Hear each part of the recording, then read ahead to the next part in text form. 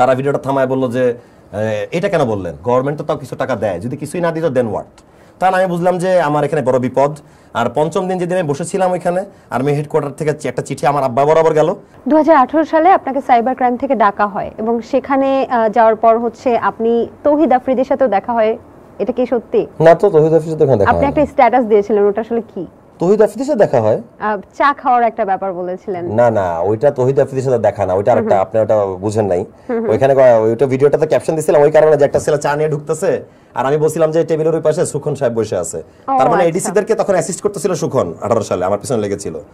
আফ্রিদিকে আমি একটা চেলা হিসেবে চা নিয়ে যে ঢুকবে, চালা আর কি, আপনি যে প্রফেশনটা কথা জিজ্ঞেস করলেন, যে দল যেই হোক আমি চা টানবো, আমার পাপা আর মি আমরা সেফ, আমরা চা টানবো, ওইটার কথা বলতেছি। আচ্ছা যাই হোক, ভিডিওটা আসলে শুনুন, সাইবার ক্রাইমের গল্পটা আপনি জানতে চাইছেন তো সেটাই বলি আগে। তৌহিদ আফ্রিদি, লিভ হিম। আমি সাইবার ক্রাইমের নিরাপদ সড়ক চাই আজব তো নামে একটা শো করতাম, সলো শো ম্যাঙ্গো স্কোয়াডের। এরকম একা দাঁড়ায় কথা বলার শো তখন ছিল না 18 সালে। এখন না সবাই অনেক বড় বড় বক্তা জার্মানি, কানাডা, আমেরিকায় বসে আলাপ করে বা বাংলাদেশে আলাপ করে, কিন্তু ক্যামেরার দিকে তাকায় আলাপ করার লোকটা ছিল না। আলাপ করতে জানতে হবে তো। আমি এখন আলাপ করি না, 18 সালের পর থেকে করি না, যখন আমি দেখলাম আমি সাফার করে ফেলছি কথা বলার জন্য। সো গেলাম, আমাকে 7-8 ঘন্টা বসায় রাখা হইতো ওয়েটিং রুমে, আর হলো ওই আমার নিজের ভিডিও 16 বার দেখাইতো, আর আমাকে চিনি ছাড়া লাল চা খাইতে দিত আর কি, এমনি আর কি, লাইক এটাই, মানে আসেন বসেন বসে থাকেন, মানে মানে নিজের অবস্থানটাকে, আপনার অবস্থানটাকে যেন ছোট করার জন্য এটাই এনাফ। আমার গায়ে তার মাইর দেওয়ার দরকার নেই, গালিও দেওয়ার দরকার নেই। কিন্তু আপনাকে কতদিন নিয়ে 5 দিন 6 দিন এরকম 6 দিন হাজিরা দিছি আমি এরকম 7-8 ঘন্টা শুধু আপনার ভিডিও দেখা। আমি বসে মানে আমি কোন আয়নাঘরের কথা বলতেছেন, লাইক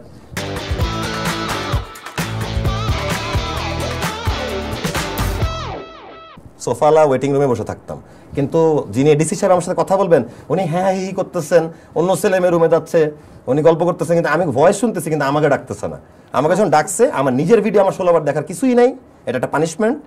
ভিডিও চলতো, থামায় বলতো যে এটা বলতে পারবেন না, এটা গভর্নমেন্টের বিরুদ্ধে গেছে, এটা বলা যাবে না। আমি বলেছিলাম যে একটা ছাত্র যদি মারা যায় বাসে অ্যাক্সিডেন্টে, আপনি যদি একটা পরিবারকে আপনি 1 কোটি টাকাও ধরাই দিয়ে বলেন যে পরিবারের সদস্যের বিনিময়ে 1 কোটি টাকা না, আমি একটা অ্যামাউন্ট বলছিলাম 3 লাখ 4 লাখ টাকা দিলে তো আর ওই সন্তান ফিরে আসবে না। ওই সন্তান তো ওইটুকু টাকা খালি আর্ন করার জন্য জীবনটা পায় নাই, সে তার ফ্যামিলির প্রতি অবদানের কথা মিন করছিলাম। তারা ভিডিওটা থামায় বললো যে এটা কেন বললেন, গভর্নমেন্ট তো তাও কিছু টাকা দেয়, যদি কিছুই না দিত দেন হোয়াট। তাহলে আমি বুঝলাম যে আমার এখানে বড় বিপদ। আর পঞ্চম দিন যেদিন আমি বসেছিলাম ওইখানে আর্মি হেডকোয়ার্টার থেকে একটা চিঠি আমার আব্বা বরাবর গেল, আব্বা বরাবর তাও, যে আপনার পুত্রকে কন্ট্রোলে থাকতে হবে, তার ফেসবুক স্ট্যাটাস এন্ড ভিডিও হচ্ছে বিব্রতকর এবং উস্কানিমূলক রাষ্ট্রের জন্য। এটা তো খুবই ডেঞ্জারাস কথা, এরকম চিঠির সেকেন্ড ওয়ার্নিং মানে তো রাষ্ট্রদ্রোহী মামলা করে দিবে, পাসপোর্ট নিয়ে রেখে দিবে। আমি কোনো কিছু চাপা মারতেছি না, চিঠিটা কিন্তু আমি আপলোড করছিও ফেসবুকে, সবাই জানে। হ্যাঁ, রাত 3:30 আপলোড করছিলাম, মাথা নষ্ট হয়ে গেছিল, শেখ হাসিনা থাকা অবস্থায় আমি আপলোড করছিলাম যে আমি আর পারবো না বসে থাকতে, আই উইল টক, এত লোক মরে যাচ্ছে, এখন আর চুপ করে বসে থাকার টাইম নেই। তো 18 সালে এগুলো আমার সাথে হয়েছিল এবং আমার ফেসবুকটা 15 দিন গভর্নমেন্টের কাছে হ্যাক ছিল এবং ইলেকশনের 7 দিন পরে আমাকে প্রোফাইলটা দিয়ে বলা হলো যে আপনার আমার ফেসবুক পাসওয়ার্ড 12345, আমি যেন আমার মতো করে পাসওয়ার্ড করে নিই। সো এই সাফার করা মানুষগুলো কি ভুলে যাবে নাকি? মানে সোলাইমান সুখনের সেদিন জমিদারি দিন ছিল, আমার ছিল খুব খারাপ দিন, তো এখন দিন চেঞ্জ হলে এটা কি আমি ভুলে যাব নাকি? মনে থাকবে না?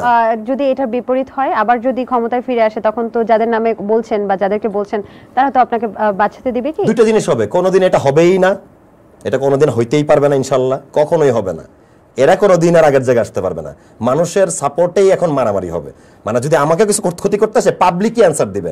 18 সালে আমি একটা ছোট মানুষ ছিলাম, 15 সালে মিডিয়া আসছিলাম, 3 বছরে আমাকে ছুটানোর জন্য কোনো লোক দাঁড়াইতো না। আপনি এখন আমাকে এখান থেকে তুলে নিয়ে যান, দেখেন কোনো লোক দাঁড়ায় কি দাঁড়ায় না, আমার ওইটুকু বিশ্বাস মানুষের প্রতি আছে। আর দ্বিতীয় পয়েন্ট, যদি এমনটা হয়েই যায়, আমার আর্থিক সামর্থ্য অনুযায়ী আমি অন্য স্টাইলে বর্ডার পার হয়ে অন্য কোনো দেশে সেটেলড হয়ে যাব, ধরেও পারবা না, ওরা যেটা করতেছে সেটাই করবো। আচ্ছা, বাংলাদেশে থাকা হবে না আর কি, মিস করবো দেশকে, এটাই।